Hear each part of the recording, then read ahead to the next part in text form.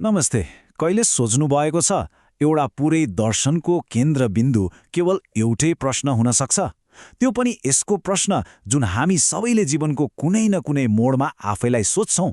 आज हामी त्यस्तै एउटा प्राचीन तर एकदमै व्यावहारिक दर्शन मीमांसाको बारेमा कुरा गर्दैछौं। प्रश्न हो, मेरो कर्तव्य के हो? सुन्दा त कति सामान्य लाग्छ हैन र? तर भारतीय दर्शनको एउटा पुरै स्कुल, भनौँ न एउटा पुरै शाखा, यही प्रश्नको वरिपरि घुम्छ।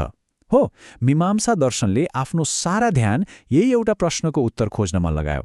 उसले ईश्वर को हुन् वा मुक्ति के हो भनेर सोधेन, बरु सोध्यो मैले के गर्नुपर्छ। एकदमै व्यवहारिक प्रश्न। ल, अब सुरु गरौँ कर्मको दर्शनबाट।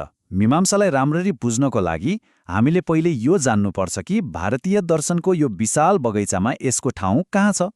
किनभने यो कुनै हवाई कल्पना वा अमूर्त विचार मात्र होइन।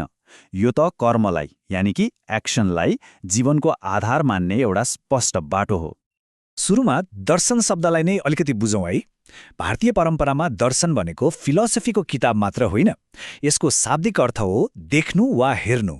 अर्थात् यो जीवनलाई हेर्ने एउटा दृष्टिकोण हो, एउटा चस्मा हो जसले हामीलाई कसरी सोच्ने र कसरी सही काम गर्ने भनेर सिकाउँछ। अब भारतीय दर्शनमा वेदको प्रमाणलाई स्वीकार गर्ने 6वटा प्रमुख स्कुलहरू छन्, जसलाई आस्तिक दर्शन भनिन्छ।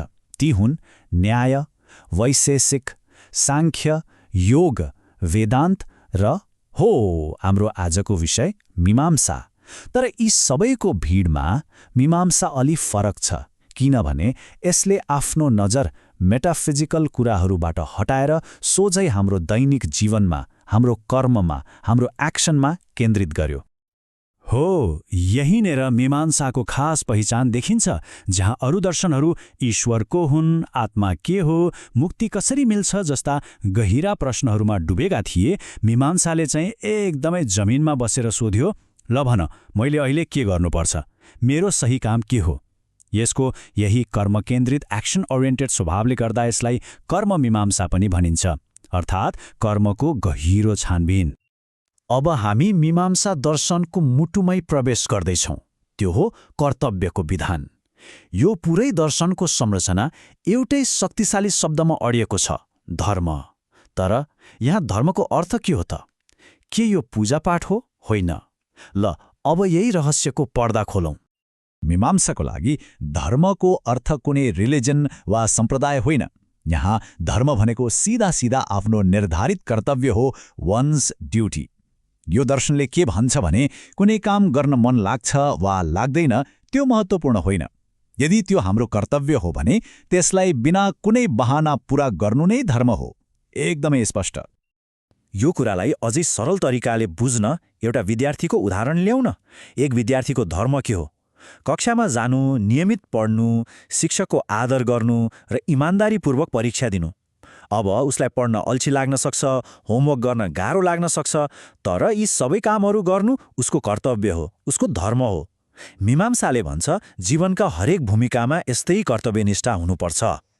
ठिक छ, कर्तव्य पूरा गर्नु धर्म हो, तर हाम्रो कर्तव्य के हो भनेर कसरी थाहा पाउने त? यसको जवाफमा मीमांसाले भन्छ वेदबाट। यो दर्शनले वेदलाई कुनै मानिसले लेखेको किताब मान्दैन, बरु यसलाई शाश्वत र त्रुटिरहित मान्छ। जसरी परीक्षामा के पढ्ने भनेर पाठ्यपुस्तकले गाइड गर्छ, ठिक त्यसै गरी जीवनमा के गर्ने भनेर वेदले मार्गदर्शन गर्छ भन्ने मीमांसाको मान्यता हो। अब एउटा प्रश्न उठ्छ, मीमांसाले वैदिक यज्ञ अनुष्ठान यानि रिचुअल्सलाई किन यति धेरै महत्त्व दिन्छ? यसको कारण धार्मिक मात्रै होइन, एकदमै व्यावहारिक छ। मीमांसाको नजरमा यी अनुष्ठानहरू भनेका अनुशासन सिक्ने ट्रेनिङ हुन्। जसरी एउटा डेली रुटिनले हाम्रो जीवनलाई व्यवस्थित बनाउँछ, त्यसै गरी यी कर्तव्य र अनुष्ठानले समाजमा व्यवस्था र सन्तुलन ल्याउँछन्। ल, अब एउटा अर्को गहिरो प्रश्नमा जाउँ। हामीले आफ्नो कर्तव्य त पूरा गर्यौं, तर त्यसको फल तुरुन्तै देखिएन भने के हुन्छ? हामीले गरेको कर्म र त्यसको परिणाम बीच जुन समयको ग्याप हुन्छ, त्यसलाई मीमांसाले कसरी व्याख्या गर्छ? हो, यही खाडल पूर्णको लागि मीमांसाले एउटा एकदमै अनौठो सिद्धान्त अघि सार्छ। यो सिद्धान्त हो अपूर्व। यसको शाब्दिक अर्थ हो जुन पहिले थिएन, समथिङ न्यू। मीमांसाको मान्यता अनुसार जब हामी कुनै सही काम गर्छौं, त्यसले एउटा अदृश्य लेटेन्ट फोर्स वा ऊर्जा पैदा गर्छ। त्यो ऊर्जा त्यहीँ सञ्चित भएर बस्छ र सही समय आएपछि त्यही अपूर्व शक्तिले हाम्रो कर्मको फल हामीसम्म पुर्याउँछ। कति रोचक अवधारणा होइन? यो अपूर्वलाई बुझ्न फेरि त्यही विद्यार्थीको उदाहरणमा फर्कौँ है। उसले आज रातभरि बसेर पढ्यो के त्यसको फल भोलिपल्टै मिल्छ? मिल्दैन। उसको त्यो मेहनतले एउटा अपूर्व शक्ति सिर्जना गर्छ अनि महिनौपछि जब परीक्षाको रिजल्ट आउँछ त्यो राम्रो नतिजा के हो त? त्यो वास्तवमा पहिले सिर्जना भएको त्यही अदृश्य अपूर्व शक्तिको देखिने रूप हो। यसरी मीमांसाले कर्म र फललाई जोड्छ, चाहे जतिसुकै समयको फरक किन नहोस्। अनि यहाँ एउटा एकदमै महत्त्वपूर्ण कुरा छ। मीमांसा दर्शनमा कर्म आफैमा शक्तिशाली छ। फल पाउनको लागि कुनै भगवान वा दैवी शक्तिको कृपा चाहिँदैन। यो दर्शनले भन्छ यदि तपाईँले आफ्नो कर्तव्य सही तरिकाले गर्नुभएको छ भने अपूर्वको नियमले त्यो फल तपाईँलाई दिलाएर छोड्छ। कर्म नै सर्वोपरि हो। अब कुरा गरौँ अनुशासनको विरासतको। प्रश्न उठ्न सक्छ, हजारौं वर्ष पुरानो यो दर्शनको आजको दौडधुपको जिन्दगीमा के काम? के यो सान्दर्भिक छ? यसको विरासतले हामीलाई के सिकाउन सक्छ?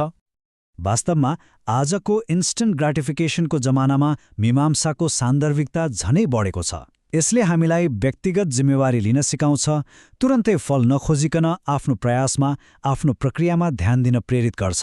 चाहे त्यो स्कुल होस्, अफिस होस् वा हाम्रो समाज, कर्तव्य र अनुशासनको महत्त्व त कहिल्यै पुरानो हुँदैन नि, होइन र?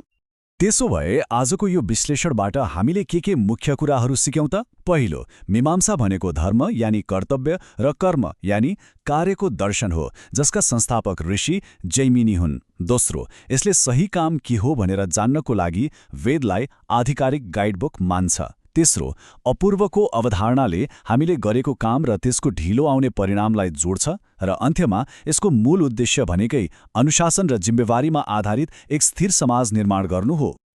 र जाँदा जाँदै एउटा प्रश्न सोच्नको लागि छोडेर जान्छु। आजको यो संसार जहाँ परिणामलाई नै सबै थोक मानिन्छ, जहाँ सबैजना सफलताको पछि दौडिरहेका छन्, यस्तो समयमा कर्तव्य र प्रक्रियालाई नै सबैभन्दा ठूलो मान्ने मीमांसा जस्तो दर्शनबाट हामी के सिक्न सक्छौँ होला? यो प्रश्नमाथि विचार गर्नुहोला। धन्यवाद।